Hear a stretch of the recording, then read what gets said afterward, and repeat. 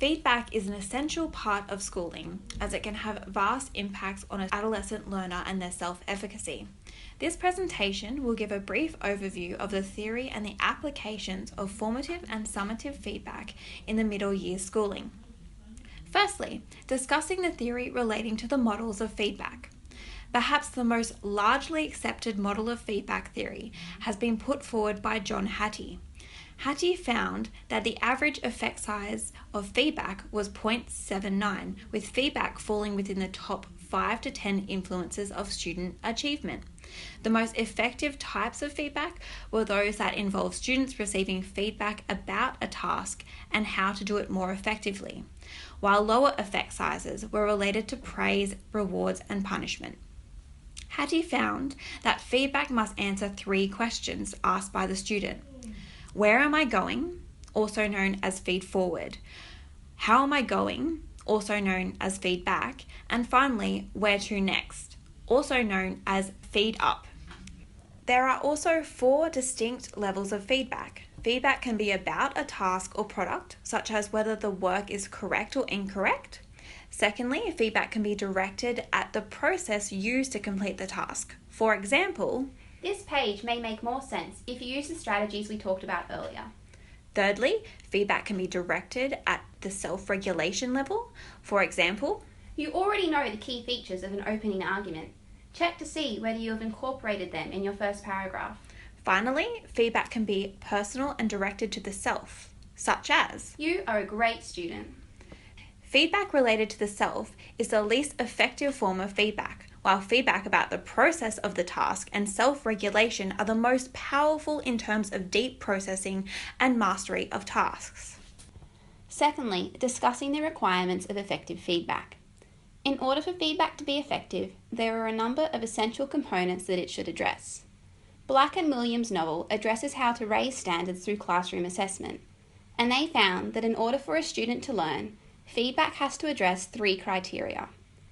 It must provide evidence of the student's current position, a recognition of the student's desired goal, and an understanding of a way to close the gap between the two.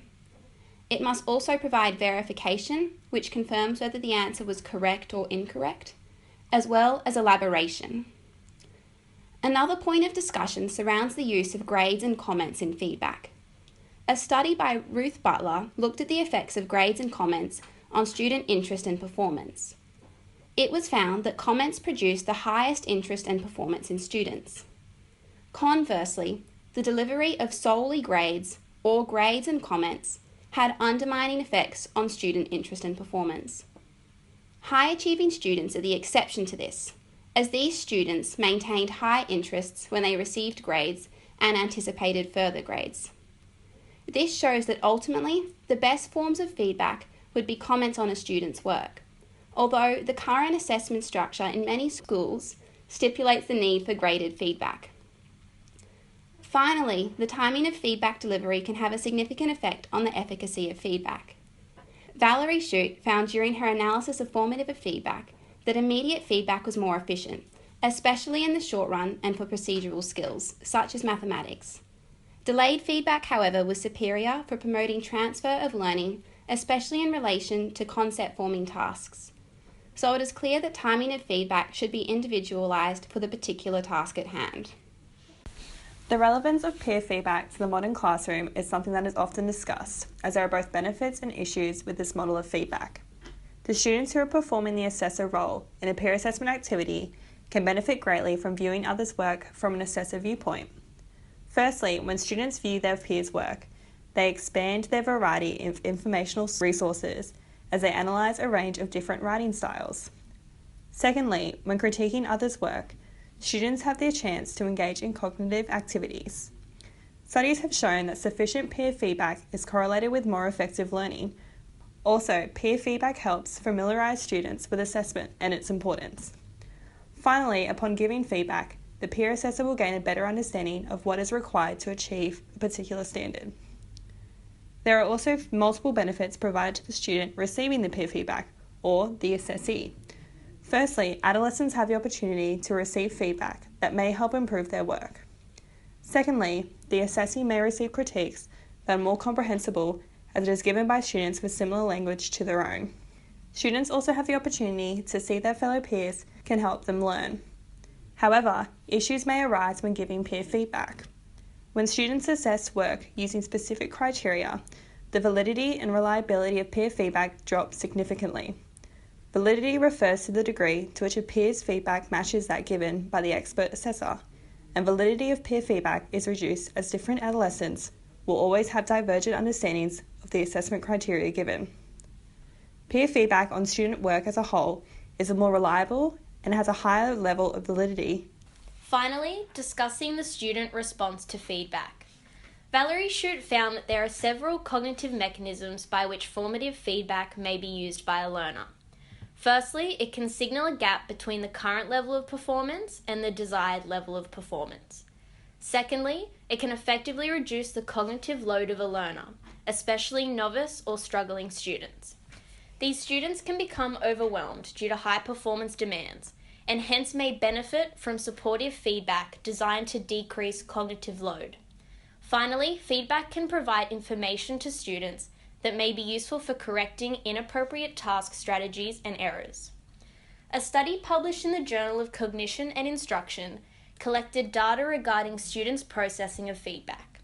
Teachers not only need to understand how to deliver feedback, but also how students actively process this feedback. This understanding can help lead to more effective delivery of results. Within the study, data showed that students' attention to feedback on incorrect items was significantly related to class achievement. However, students' processing of feedback on correct items was unrelated to improvement. It also concluded that the higher achieving students were spending more time processing the feedback. They accurately determined what they did wrong and were therefore less likely to make the same mistakes later in the course. Finally, it highlighted the importance of students' accurate diagnosis of the errors they made and then note-taking about these errors to refer back to.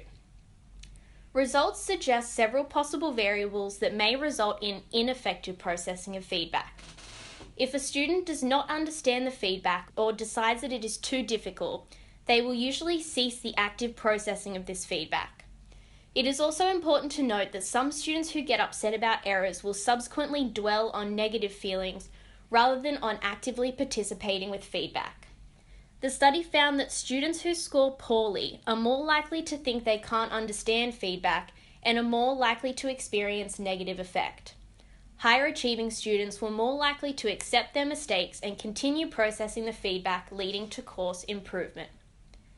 So it is clear that there are many components of feedback and all play an integral role in student learning. It is crucial for pre-service teachers to have an understanding of the theory related to feedback so that they can most effectively assist their students.